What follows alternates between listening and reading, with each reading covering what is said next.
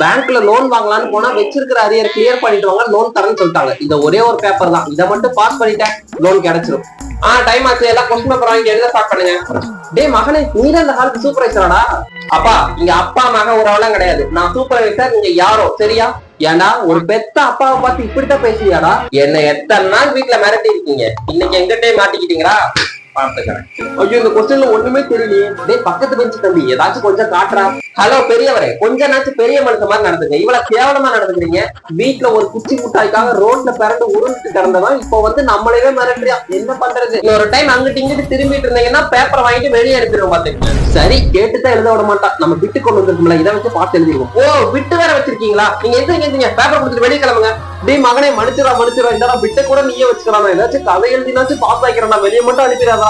கடைசி வார்னிங், இன்னொரு டைம் ஏதாச்சும் பண்ணிட்டு இருந்தீங்கன்னா உங்க லைஃப் டைம்ல இந்த மாதிரி எக்ஸாமே எழுத முடியாத மாதிரி பண்ணி விட்டுருவேன், அவ்வளவுதான்.